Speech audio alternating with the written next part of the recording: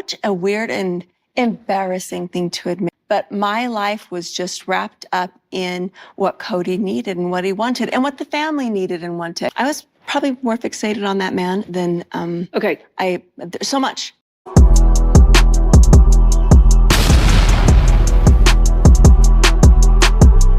Hi guys, welcome back to my channel. There's this age-old saying, I used to hear it growing up, I don't know if you've heard it, but I heard this a lot when I was a kid, and the saying went, you don't know what you don't know.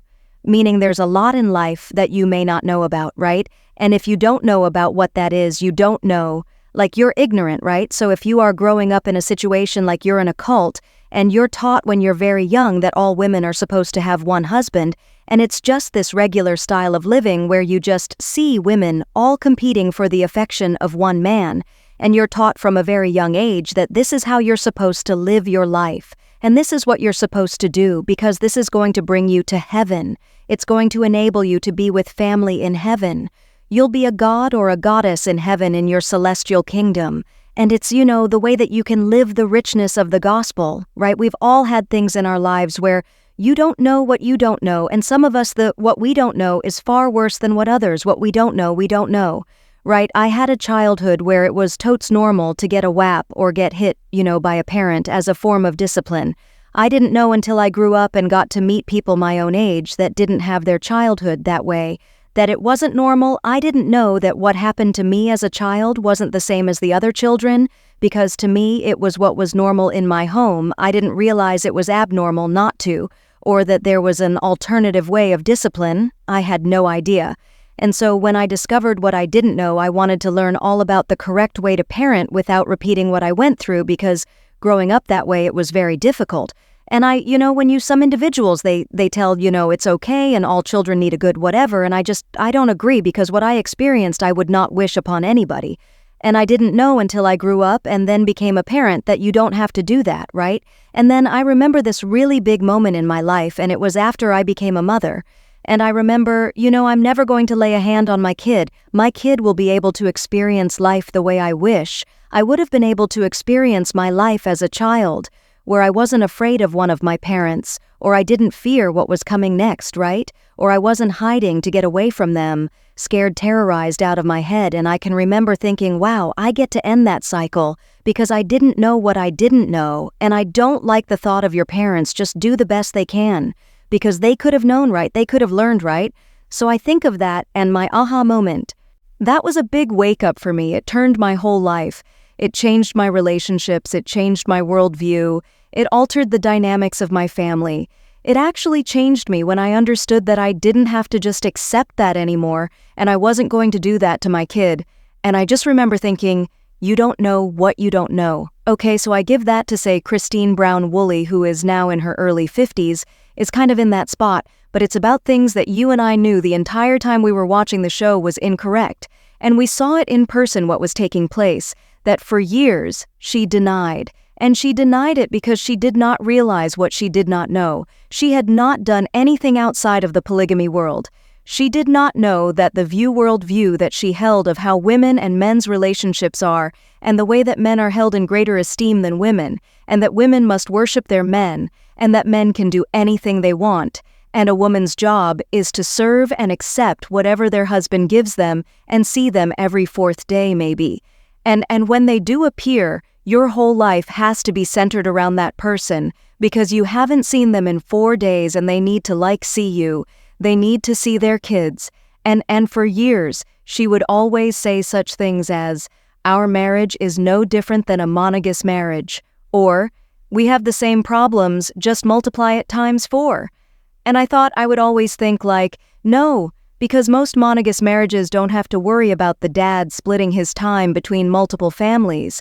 That's just something that's not in monogamy, period. So now she's sitting down with Suki and she's admitting things about what she went through in her life, right? And for some people, when they bring their generational trauma from childhood into their adulthood and then they reproduce the patterns of the generation before them when they break the cycle, it can feel really embarrassing because how is it that I couldn't see this? How did I get swept up in this? How did I not know? But like I said, you don't know what don't know.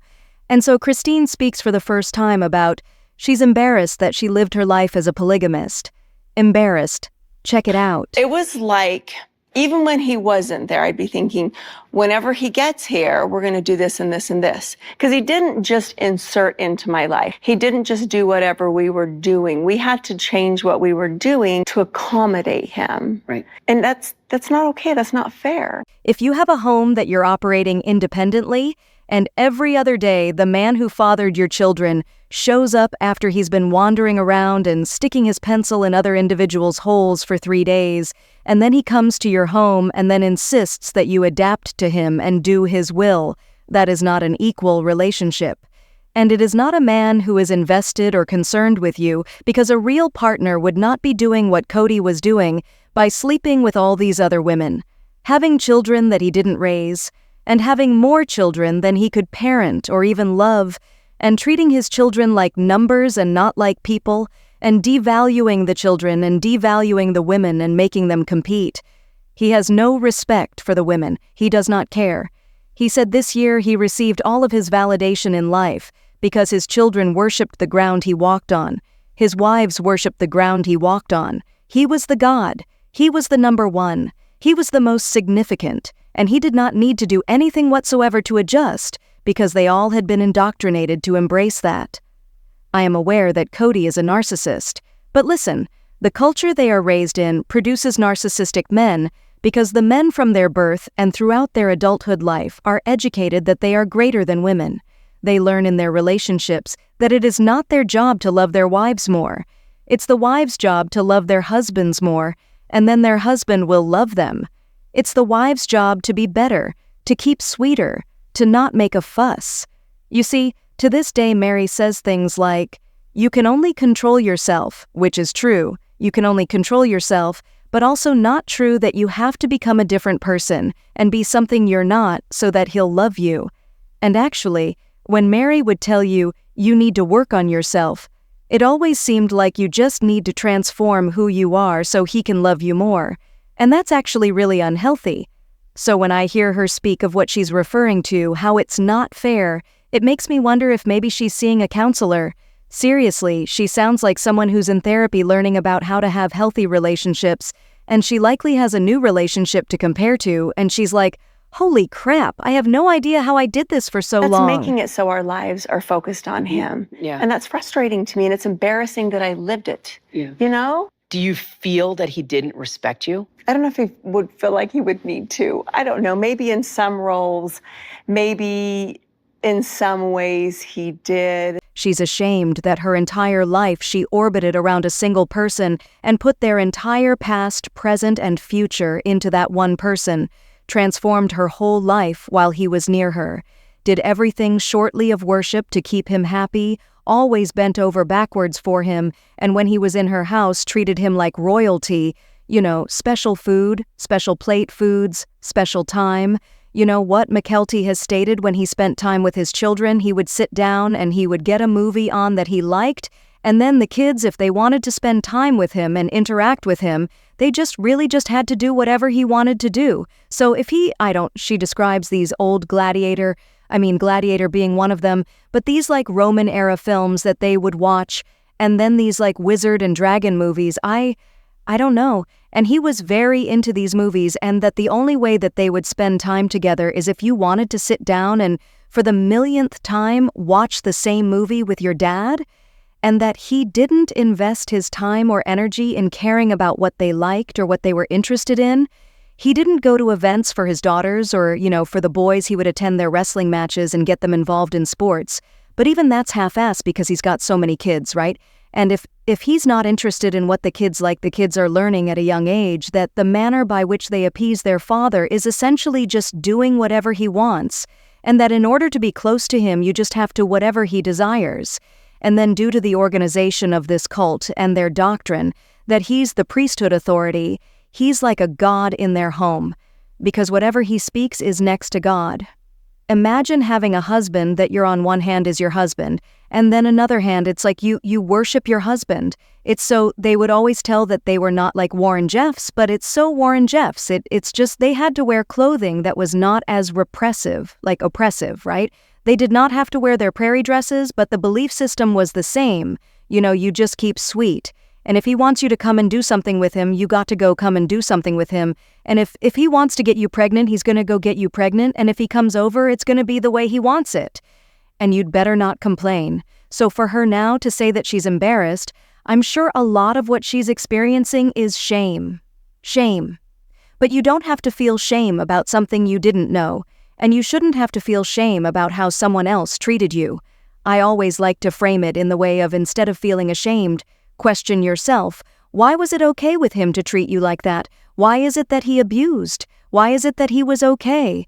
Abusing what made it okay in his heart? To even adopt a faith that would do this to a woman. Kody was raised in the LDS Church, which I know has a lot of the same beliefs at their core, but they do not practice polygamy. And because of that, he knew better. He knew that you don't marry multiple women. You don't put women through that.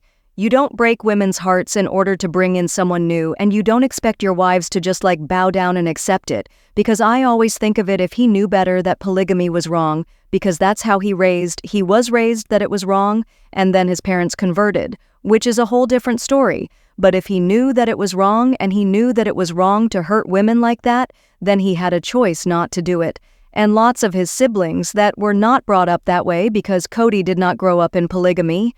He was an adult when his parents converted. He has siblings that did not convert with his parents, who are adults who did not practice that kind of lifestyle, that were not brought up in polygamy, that are not polygamists, who rejected it because they were wiser. He made a decision to do that, and he took that route because he desired the validation of being worripped and having the freedom to sleep with whomever women he desired. And if a man truly loved a woman, he would never be a part of a religion in which loving her hurts. It's just so mean. And I'm happy to see these aha moments for Christine. I just hope she realizes that it's not her fault that he treated her the way he did. And I hope she doesn't swing so far to the pendulum. You know what I mean? Sometimes when you are leaving something, you have this tendency to swing all the way to the other side, because you're oh, my mom wouldn't let me eat sugar cereal, so now all I'm gonna do is eat candy. Or I didn't get to have sweets when I was a kid. Now all I do is eat junk food. Right, like Lori from Gilmore Girls. That was how I grew up too. So you have the tendency to swing all the other way to overcorrect. And so I hope she doesn't overcorrect and then become so independent. That she doesn't let him in her husband, but I think she's learning how to do that, but she's never really had a partner until now. What a sad way to live. She was embarrassed. You guys think of being in your 50s and getting to a point where you're I'm so embarrassed. My life revolved around one guy, and I did all those things because I always said I was a strong woman. And I don't believe I was fine with a husband who slept with other women, and I was fine with that. What the hell was wrong with me? Blame the indoctrination, but don't blame yourself. You can only get better from here and keep going on in therapy. Christine, I can tell it's working. So are you surprised to hear this? Are you not shocked?